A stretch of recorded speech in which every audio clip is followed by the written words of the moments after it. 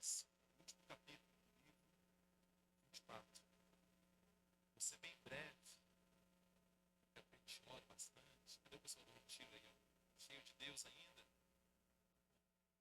Deus derramou sobre nós para nós derramarmos sobre outros, né? Hoje é o dia de você derramar aí sobre aquele que não pôde estar no retiro com a gente. Talvez esteja no retiro, mas quer mais de Deus. Então o Senhor vai te usar nessa noite para você transbordar ainda mais. O Senhor pregou aqui antes do retiro, se não me engano, sobre as vasilhas que estavam vazias, né, e foram cheias. À medida que elas estavam vazias, enquanto tinha espaço, Deus estava derramando.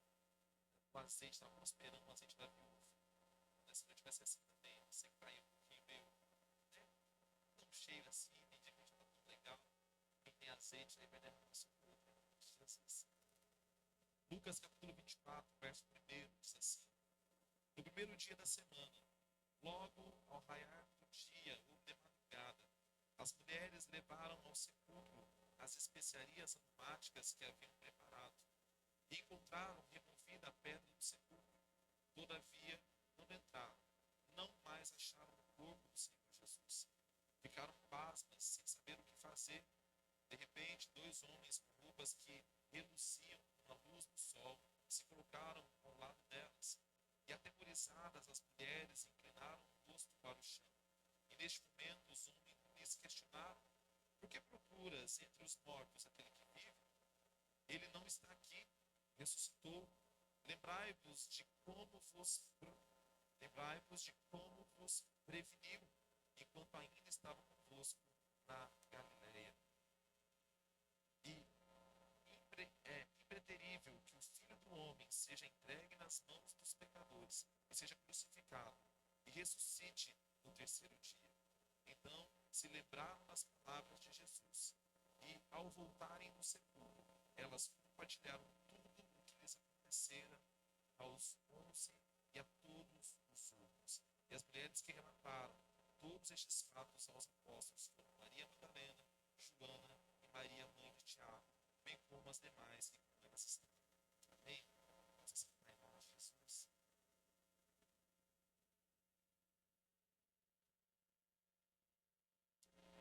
Nós estamos diante do encerramento do livro de Lucas. Lucas ele foi um médico e ele pesquisou a respeito de Jesus. Você pode ter essa informação lá no primeiro capítulo, onde ele se apresenta, fala quem ele é, e que ele fez uma pesquisa para apurar os fatos daqueles dias sobre a pessoa de Jesus.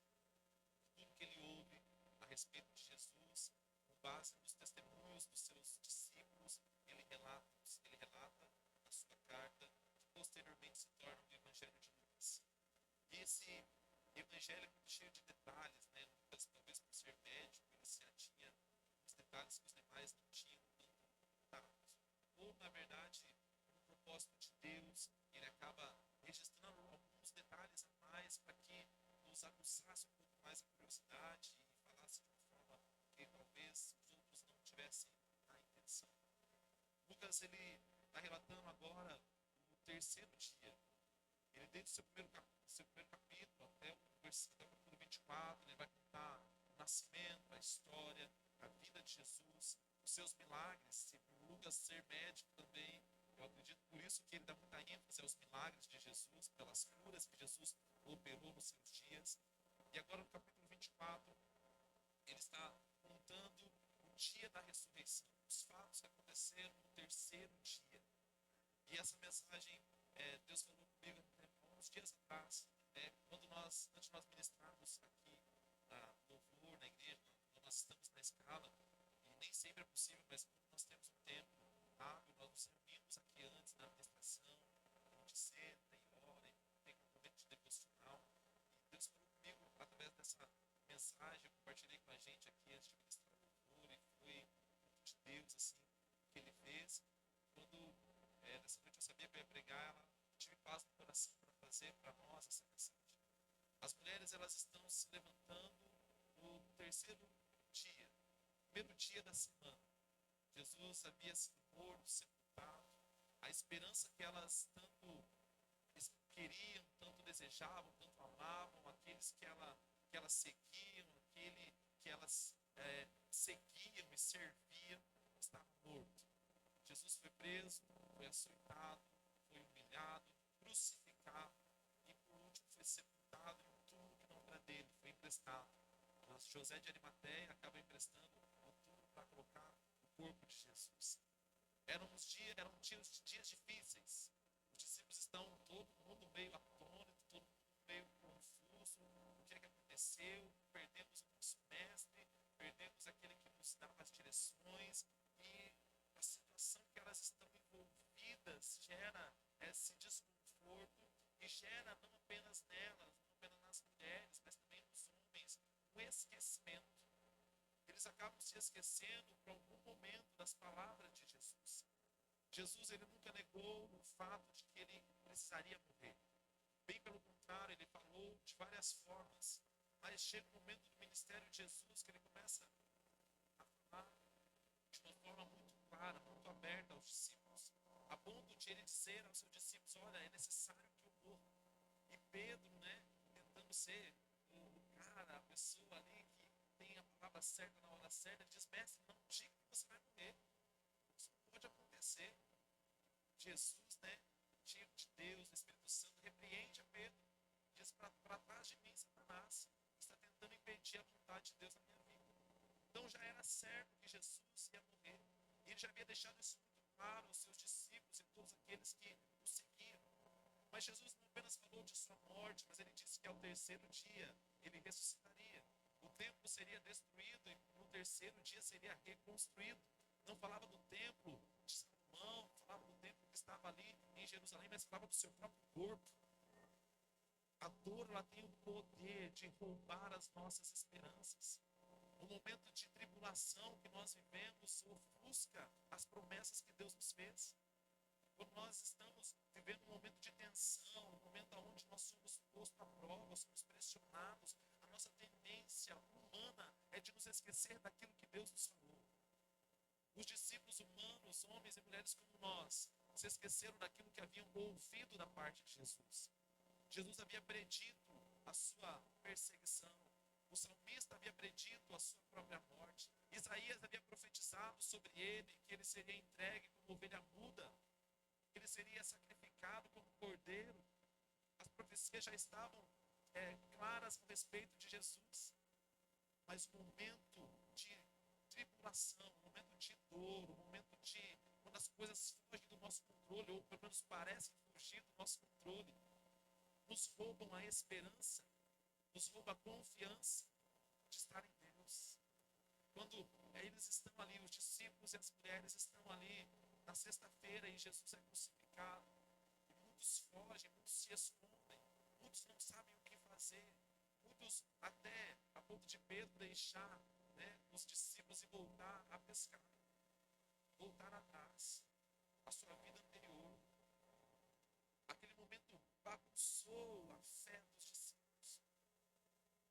Nós também, meus queridos, quando nós passamos por momentos de dificuldade, normalmente a nossa fé, ela fica abalada.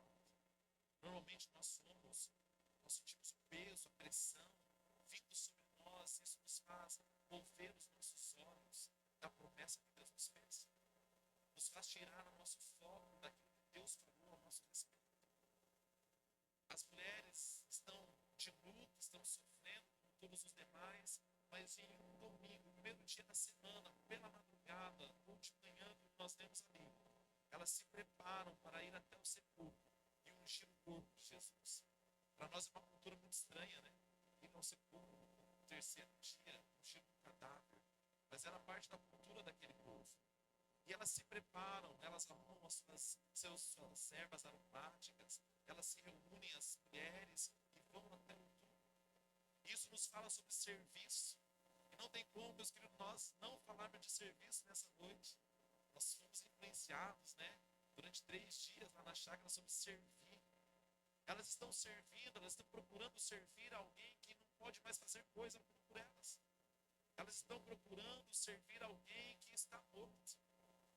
Elas estão procurando servir a Jesus não pelo que ele pode fazer, mas por aquilo que ele já fez. E nós também, meus queridos, precisamos nos mover dessa maneira. Nos mover no serviço, em agradar ao Senhor, mesmo quando resposta dele é um silêncio ou é um não. Quando eu oro pela enfermidade e não acontece a cura. Quando eu oro pela restauração do casamento e ela não acontece. Quando eu oro pela promoção ou pela porta de emprego e não vem como eu imaginava. Aquelas mulheres estão indo servir a um corpo. Na mente delas, Jesus está morto, seu corpo está no sepulcro. Mas ainda assim, elas se levantam pela manhã, de madrugada, no primeiro dia da semana, preparam suas ervas aromáticas para ir servir alguém que não pode entregar coisa a elas. E quantas vezes nós estamos apenas servindo com o interesse de receber algo em troca? Chamamos de serviço, mas na verdade não é serviço, é interesse. Servimos porque queremos receber benefício. Servimos porque procuramos alcançar alguma aprovação de Deus ou dos homens. Servimos porque nos é interessante, porque nos é prazeroso. Não deva ser prazeroso, mas esse não pode ser o único motivo do nosso serviço. Aquele que canta, que toca, que está no ministério diaconato, no ministério infantil, em qualquer departamento da igreja, provavelmente, obviamente, ele vai amar o que ele faz, senão ele não faria. Há um prazer no músico, um prazer no cantor, há um prazer no pregador em fazer o que ele faz, porque Deus nos criou com essas características, Deus nos deu essas habilidades. Tem pessoas que, se você der um microfone na mão, ela morre, ela tem um piripaque, ela não consegue, mas tem outros que já amam estar na frente, falando, ministrando, e é super confortável. E talvez para conversar no particular já é mais difícil, porque Deus nos incumbiu com qualidades, com características que falam a respeito do nosso ministério, a respeito do nosso chamado em Deus. Só que se esse for apenas o propósito, o prazer, a alegria que eu sinto, a satisfação que eu tenho em cantar, em pregar, em levar o estudo, em fazer isso, fazer aquilo outro, se essa for apenas a motivação, quando parecer que Deus está em silêncio, ou quando o Senhor não nos responder, ou quando você pensar que não há o que Deus possa te oferecer em troca, então o seu serviço acaba. Aquelas mulheres estão intencionalmente se levantando de manhã, de madrugada, e indo ao túmulo para encontrar um cadáver. Mas ainda assim, elas se movem da melhor maneira que elas podem. Ainda assim, elas preparam o seu melhor perfume. E quando Deus não responde da forma que esperamos, será que o perfume que derramamos diante dele ainda é o mesmo aroma de quando tudo está bem?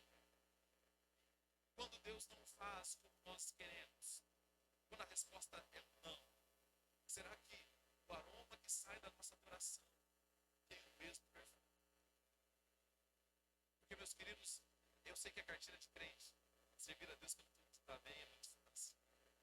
Mas o Senhor tem nos chamado como igreja, e nesse último final de semana ficou muito claro, Deus tem nos chamado a servir, mas não com parcialidade, mas servir com interesse. Servir quando eu não serei o maior privilegiado, quando eu não serei o mais reconhecido, quando meu nome não vai estar nos créditos finais, ou quando não sou eu que estou na frente. Servir quando o líder que está lá não é aquele que eu esperava, não é aquele que eu queria. Servir, elas estão no servir alguém que, entre aspas, não pode fazer mais coisa alguma para elas. Elas se levantam, elas preparam seus aromas, seus perfumes, e elas vão até o sepulcro. Lembra do profeta Ezequiel? Deus o leva em visão a um cemitério cheio de ossos secos. Fala para ele, Ezequiel, esses ossos podem viver. Tem momentos que Deus, para falar com a gente, Ele vai nos levar a alguns desertos, a alguns cemitérios. A visão é apenas osso seco, não tem vida, não é bonito, não é inspirador, bem pelo contrário, nos dá medo. Tem momentos que Deus nos leva a certos lugares que não são tão prazerosos assim, para falar ao nosso coração. Lembra do povo que saiu do Egito? Deus fala a Moisés, Deus fala Moisés fala, eu vou levar esse povo, conduzirei este povo ao deserto, para conhecer o seu coração.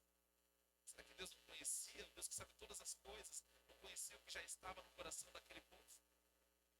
Mas Deus permite muitas vezes, Deus nos leva muitas vezes a um sepulcro, a um vale de ossos secos, a um deserto, para revelar o nosso coração. Aquelas mulheres estão indo a um sepulcro, para um serviço. Talvez elas não quisessem, não esperavam. Mesmo Jesus tendo falado que ele iria morrer, ainda havia aquele pontinho, aquele fio de esperança de que não seria necessário, de que não seria assim. Afinal de contas, ele era o Filho de Deus, andou por sobre as águas, multiplicou o pão e peixe, fez a água se tornar vinho, curou tantos enfermos. Ele vai se livrar no final. Ele vai descer da cruz. Os soldados gritavam, zombavam: tu és o Filho de Deus, desça da cruz, salva-te a ti mesmo. Talvez houvesse no coração deles um fiozinho de esperança, dizendo: não, no último momento, ele vai sair da cruz, ele vai se mostrar o Filho de Deus poderoso. Mas não é isso que acontece. Estão elas indo para um sepulcro. Além de estarem indo para um sepulcro, ainda existia uma rocha, uma pedra na porta da entrada daquele túmulo. Havia também soldados romanos que estavam para guardar o corpo de Jesus, para que os seus discípulos não roubassem o seu corpo. Enquanto elas estão indo servir os irmãos, elas saem de casa de madrugada, enquanto elas estão a caminho indo servir, nós acabamos de ler aqui, a pedra já havia sido removida. Os soldados já não estavam mais lá. Nós estamos sendo chamados a servir nos tempos de dificuldade. Nós estamos sendo desafiados a servir quando as coisas não pareçam ser favoráveis. E as rochas, tudo que tiver no caminho, o Senhor vai mover por nós. Há algumas situações, meus queridos, que nós temos que mover. Lembra de Lázaro? Jesus manda tirar a pedra. Tiraram a pedra. Mas aqui nós vemos um relato onde não foi necessário que elas fizessem coisa alguma, ou elas nem, na verdade, nem teriam força suficiente para remover a pedra. Mas que enquanto elas se moviam para servir ao Senhor, ainda que Ele não pudesse entregar nada, quando elas se moviam para um sepulcro esperando encontrar um corpo, um defunto lá dentro, quando elas têm essa motivação de ir e entregar algo ao Senhor, sem que pudessem receber alguma coisa em troca, a pedra já havia se movido. Muitos de nós estamos patinando no mesmo lugar por muito tempo, porque ainda não entendemos que o serviço que fazemos não é para nós. Porque pensamos que o serviço que fazemos tem que, de alguma forma, me valorizar. De alguma forma, eu tenho que ser aplaudido e reconhecido por isso. E enquanto essa é a nossa motivação, as pedras continuam no mesmo lugar. Os soldados continuam lá. As adversidades continuam lá. Mas quando nós trocamos as nossas motivações em servir ao Senhor, independente se Ele pode me dar alguma coisa em troca ou não, com certeza nós vamos encontrar um ambiente totalmente diferente. Quando você, líder de célula, passa a servir a tua célula, independente se ela vai multiplicar agora, daqui a 2 meses ou daqui a 6 meses, o que importa é o processo. Eu estou servindo. A nossa concepção de serviço. A Michelle sempre conta aqui do seu processo de multiplicação, que levou 3 anos. 3 anos a mesma equipe, ela é a pastora Juliana. 3 anos. Nada acontece. Troque a sua motivação. Troque aquilo que te faz sair de casa para ir para a célula. Troque aquilo que te faz vir aqui dançar, vir aqui cantar, estar louvor, vir aqui pregar ou fazer qualquer coisa no Senhor. Troque a sua motivação. Elas saíram sem saber como é que elas iriam entrar no túmulo. Elas saíram sem saber como é que elas iam passar pelos soldados romanos. Elas saíram sem saber como seria aquela manhã. Ou a expectativa delas era encontrar um sepulcro com um corpo dentro. Mas pela sua motivação, pela sua atitude em mover-se, elas encontraram um ambiente diferente. Comece a se mover, não pelas expectativas, não pelas suas próprias expectativas ou de terceiros. Porque você tem que fazer assim. Porque você faz daquele jeito. Às vezes as pessoas tentam nos ajudar, né? Tentam nos dar uma direção, pensam estar nos ajudando, mas não estão. Passe a se mover de acordo com aquilo que Deus colocou em seu coração, de acordo com a visão que o Senhor te deu. estou imaginando, estou conjecturando, a palavra não diz, mas alguém pode ter dito a elas: olha, você já está morto. 3 dias, está começando a feder já, cheira mal. Alguém pode ter dito isso para elas. Mas ainda assim elas se moveram. E porque se moveram, elas viram um túmulo com a pedra. Porque se moveram, elas viram os obstáculos sendo retirados um a um, até elas estarem dentro do sepulcro e não encontrarem mais o corpo. Porque elas se moveram, elas experimentaram o extraordinário de Deus. Está entendendo? Porque as pessoas se moveram, nós estamos aqui. Porque uma mulher, uma jovem, há anos atrás, foi tocada por Deus, cheia do Espírito Santo, em sonhos e visões, e se moveu, e então nasceu a igreja do Evangelho Quadrangular. Porque alguém um dia se moveu ao nosso respeito, e nos fez um convite para estar aqui, para ir a um culto, para ir a um evento, porque alguém um dia se moveu em oração ao nosso favor, por isso nós estamos aqui. Precisamos nos mover, meus filhos. Quem olha para os obstáculos não se move. Ah, mas é tão difícil, Michel. O ministério é tão difícil. É porque eu não gosto disso, eu não gosto daquilo. Eu me sinto sozinho, eu me sinto cansado, eu me sinto desanimado. A gente faz tudo que pode, mais um pouco. E as pessoas não estão satisfeitas. Não olhe para os obstáculos. Não olhe para aquilo que te tira a sua fé, que rouba a sua esperança.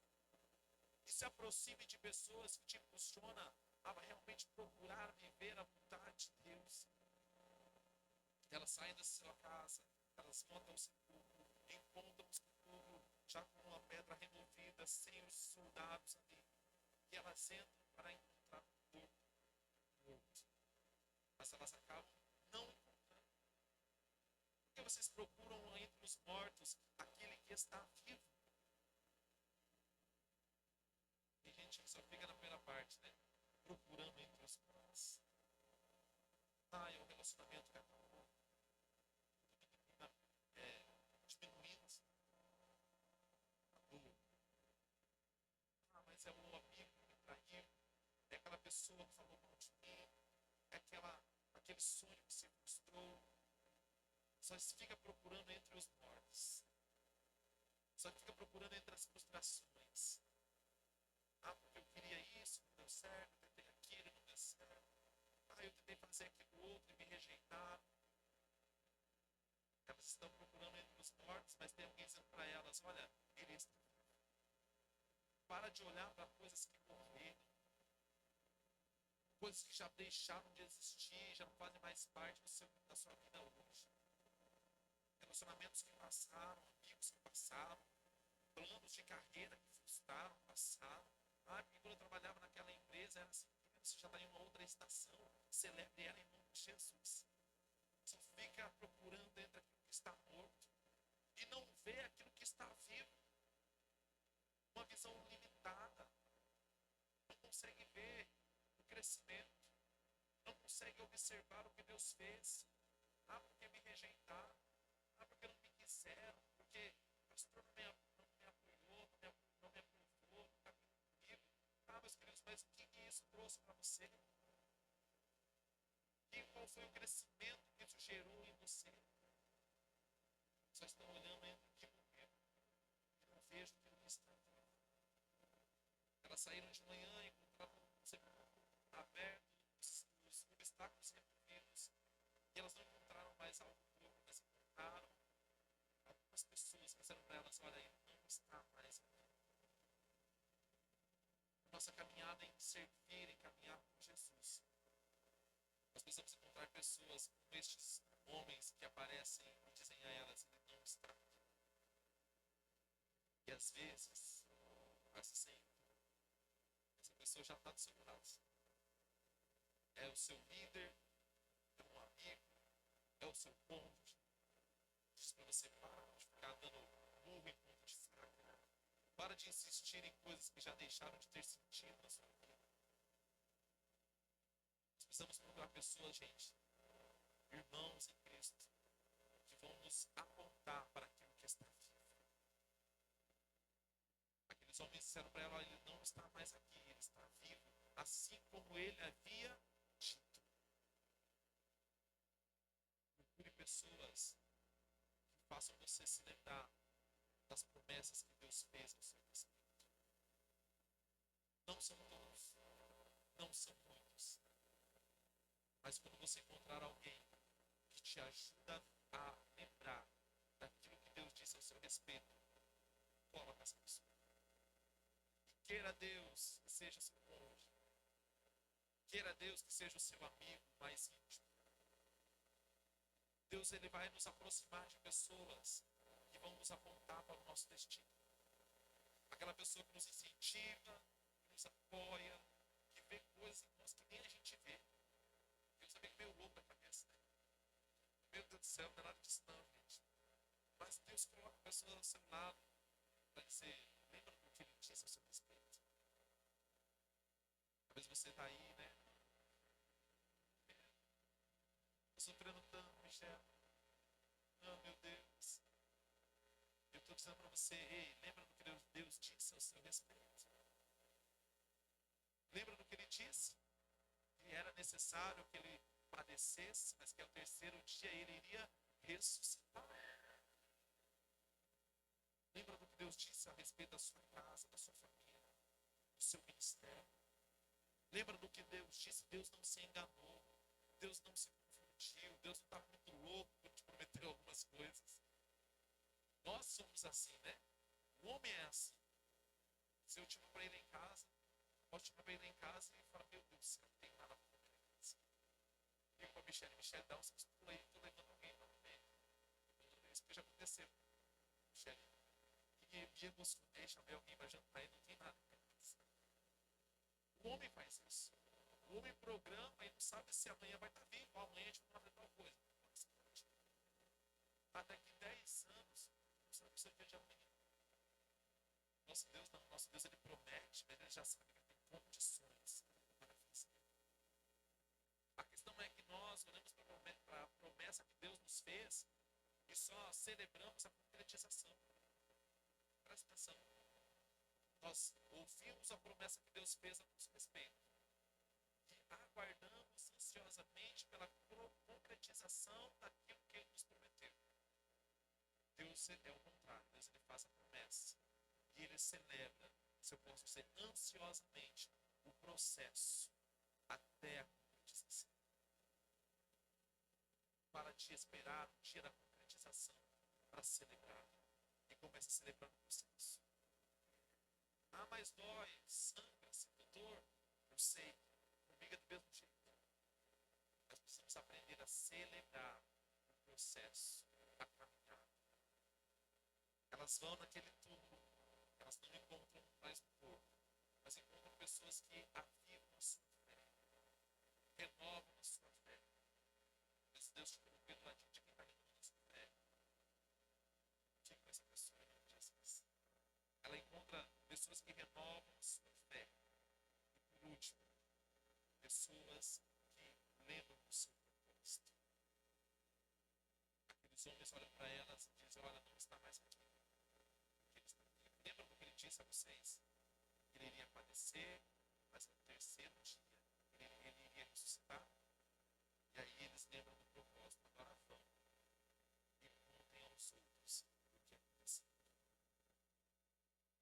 Meus queridos, nós precisamos nos lembrar do que Deus nos fez em nós, do que Deus disse ao nosso respeito e contar aos outros aquilo que Ele já fez e operou até aqui. Elas saíram na manhã do domingo para ir a um túmulo, para chorar em cima de um cadáver, perfumar um cadáver, e saíram de lá renovadas na sua fé, renovadas na sua esperança e renovadas no seu propósito. Então, meus queridos, não vamos desistir, não vamos desanimar pelas circunstâncias. O ano está encerrando, né? E daqui a pouco, ou já começamos a fazer aquele balanço. Como foi 2024? O que eu planejei, o que eu alcancei, o que eu não alcancei. Como foi meu ministério? Não sei se você faz isso, mas é natural para a gente, para mim. A gente pensa: nossa, devia ter feito melhor, devia ter dado um pouco mais de mim. Então, se você está nessa fase como eu, de fazer o balanço geral, lembre-se de que o Senhor falou a nosso respeito. E a palavra não volta vazia. E nessa noite, lembra do teu propósito. Vai e conta aos outros o que vocês estão vendo aqui. Em nome de Jesus. Vamos ficar de pé?